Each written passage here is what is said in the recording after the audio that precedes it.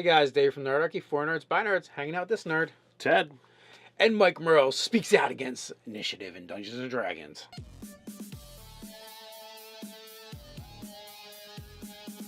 Hey, jump down to the description below where you can sign up for Nerdarchy the newsletter, get weekly gaming tips, as well as learn how to game with Nerdarchy.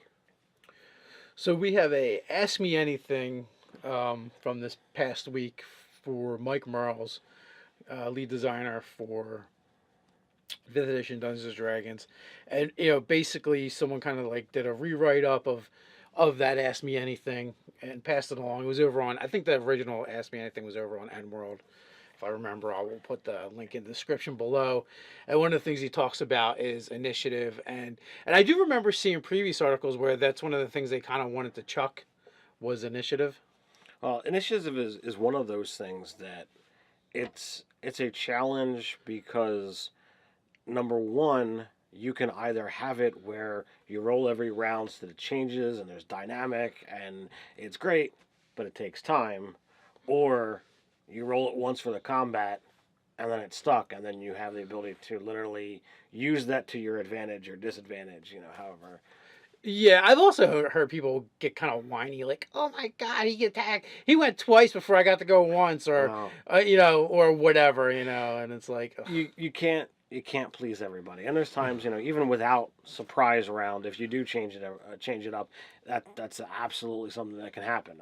Yeah, I mean, there's definitely like you could end up with surprise round, lose initiative, and go last, and then go first the next round. So. Yeah, it does create this weird dynamic, but I don't really think it's a big deal. Like, everyone still gets the same amount of actions. It just changes where they happen. Regardless of what the rule set is, there needs to be rules for determining what is the flow of action. Yes, absolutely. Now, so here's the thing. Mike Mearls put out his thing, and it is essentially, we have it right here, and one of the first thing about it is that it's the lowest goes first and not the highest. Correct.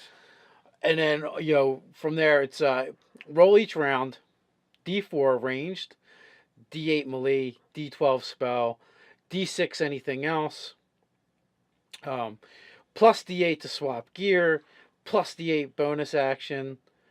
Low goes first. There's also a move.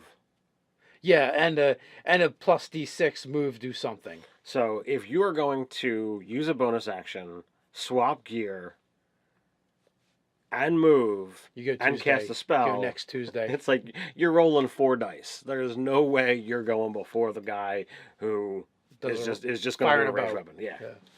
So though that being said, he could roll a 4 and you could roll all 1s and go at the same time. Yeah. Highly unlikely. Highly unlikely.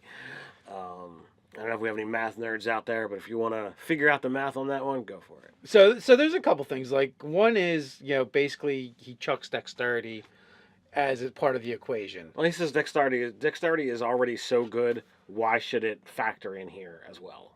And it is, like we've said it before, dexterity ends up being the super stat, right? And so chucking, and I can also say there are other things that would factor into, who acts quickly, who goes first. Other than that, just your actual physical speed, right? So sometimes someone might have quicker reflexes and be faster, but someone else might think faster, right? So they take in more information, process it, and come up with what they're going to do quicker. Well, that also leads to the 4th edition mechanic where you could choose intelligence or dexterity as your bonus, and then And then there's the other thing that is essentially, experience, right? Like, so your attributes are your basically raw ability. It's kind of what you're born with.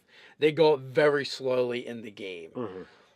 But someone who trains and hones a skill set actually can end up better than someone who, just has natural aptitude. Exactly. With hours and hours of practice. But, are they necessarily faster, or is it just they've done the same movement a million times? Right. So, like, all of that plays in. Now, he says this is faster, and I don't really see it. Like, on paper, it just doesn't look faster to me. Well, if you have experienced players and they know, like, all right, I've got my dice out here. I can quickly grab the dice that I'm going to need. I know what I'm going to do because I'm an experienced player. I can go ahead and drop it, but I can't see how rolling more dice Every round. well, I mean, every round aside, like, because you can still do initiative round by round combat and have to cycle it through, but I just can't see that rolling multiple dice and tracking that is going to wind up going faster.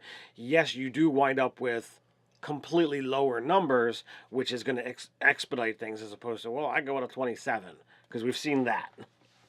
Yeah, well, I don't think that really matters as far as how fast the gameplay is going to be. Well, the way it's- he says it, any ones, any twos, he can just go through, and it's a lot easier to be like, all right, ones went, twos go, threes go, fours go. There's no, oh well, you need to go.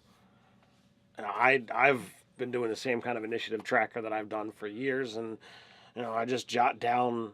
I assign each player like a letter or a short thing, like your son is D3 because you both can't be Dave, or both can't be D.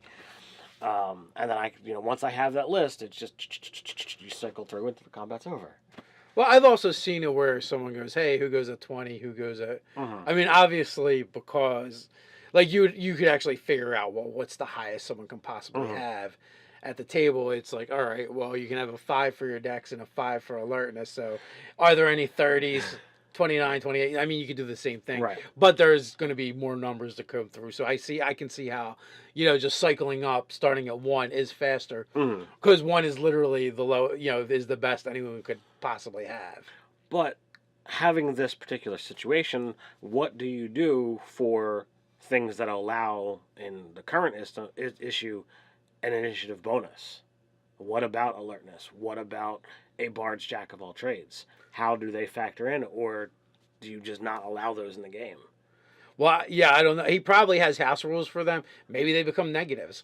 Maybe it's the D4 if you're using a ranged weapon and you have alertness. It's a D4 -5. So you always go first, and that right. And maybe, but then again, like that could be also maybe a bit of a balancing factor. Like 1's the lowest. So, like, you, on average, are always going to go faster than other people, but you can't go faster than 1. Right. So, that would be an interesting way to kind of, like, cap those abilities. That is an interesting option.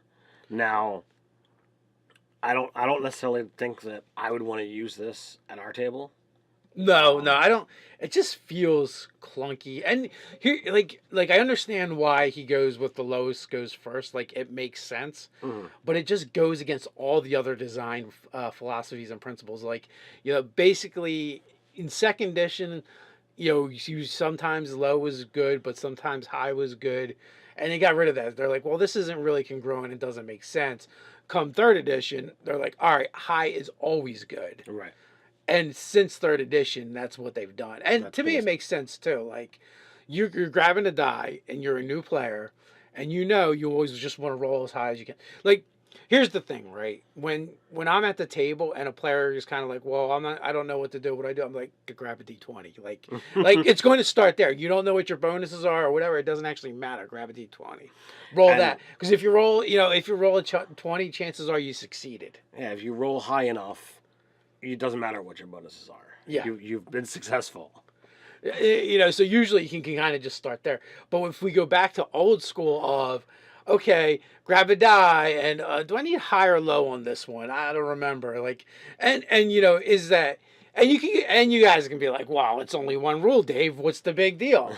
But it's one rule that then begets a factor of, okay, well, here's already precedence. So now I'm going to do this other thing that lower is better. And before long, you've got this swinging scale of, well, what is better again? We're back to second edition. Yeah, pretty much. And then it's Thaco. Do you want Thaco? That's how you get Thaco. I don't want Thaco. But no, so yeah, it creates this like slippery slope of, well, why not change here? Why not change there?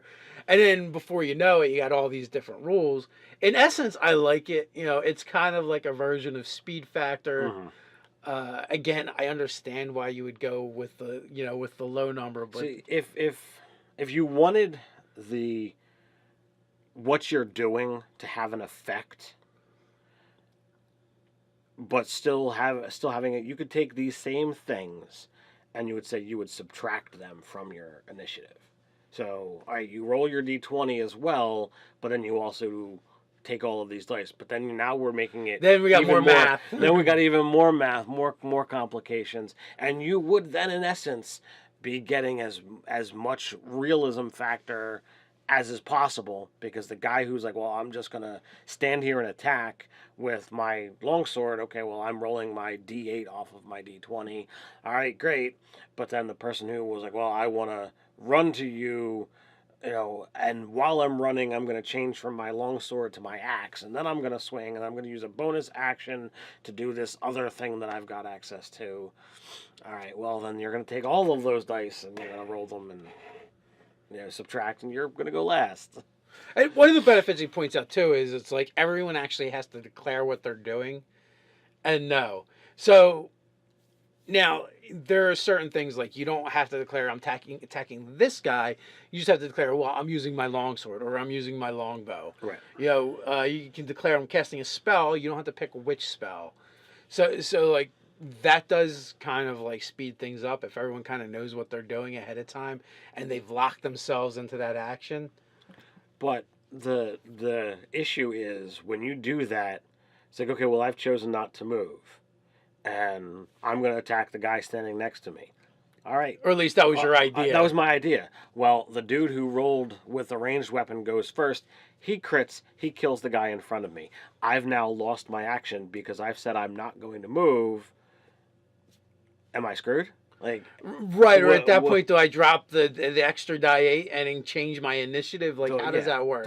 Do I bump I need to move so that I can get to the next guy in line, or do I have to then hold? Like, does that still affect? Yeah, or is there like a rule where, okay, you simply just can't do what you initially intended, so you still get your turn, but you act at the end of the order. Mm-hmm. As your character has to figure out what he's doing now or whatever. So it while in essence there is some good stuff here, I think it's still got too many bugs, or there's not enough information here for me to really figure out that it's got all the bells and whistles that it should have. Or is it, or you're just looking at what is here. It might already have too many bells and whistles. Oh, well, depending on how you look at it. But again, like, as the poster kind of points out, he's like, I'm sure there's rules we're not aware of. Maybe we'll see this in an upcoming UA where Mike goes over the house rules of how he does initiative. I don't really feel like this rule could ever find its way into a 5th edition Dungeons & Dragons, or actually in any future version of the game either.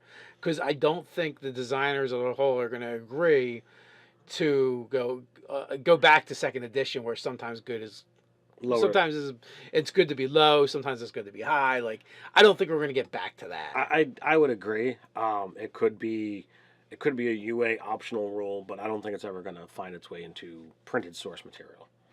So the question is, guys, have you checked this out? Would you use it in your game? Are you using it in your game? We got a place for that. It's called the comments. Let us know. While you're at it, like, share, and subscribe. You can hang out with us over on Facebook. So until next time, stay nerdy.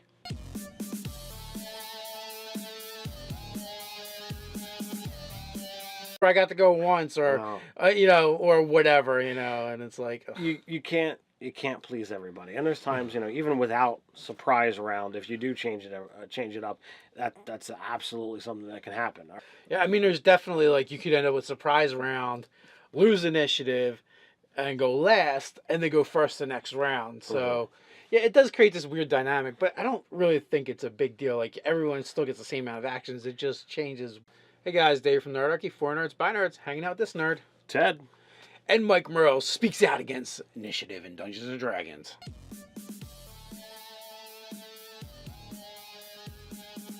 Hey, jump down to the description below where you can sign up for Nerdarchy the newsletter, get weekly gaming tips, as well as learn how to game with Nerdarchy. So we have a Ask Me Anything from this past week for Mike Mearls, lead designer for 5th edition Dungeons & Dragons, and basically someone kind of like did a rewrite up of that Ask Me Anything and passed it along. It was over on, I think the original Ask Me Anything was over on Endworld If I remember, I will put the link in the description below. And one of the things he talks about is initiative, and I do remember seeing previous articles where that's one of the things they kind of wanted to chuck was initiative, Initiative is one of those things that, where they happen. regardless of what the rule set is, there needs to be rules for determining what is the flow of action. Yes, absolutely. Now, so here's the thing. Mike Mearls put out his thing, and it is essentially, we have it right here, and one of the first thing about it is that it's the lowest goes first and not the highest. Correct. And then it's a challenge because, number one, you can either have it where you roll every round so that it changes and there's dynamic and it's great, but it takes time, or you roll it once for the combat and then it's stuck, and then you have the ability to literally use that to your advantage or disadvantage, however. Yeah, I've also heard people get kind of whiny, like, "Oh my God, he attacked! He went twice before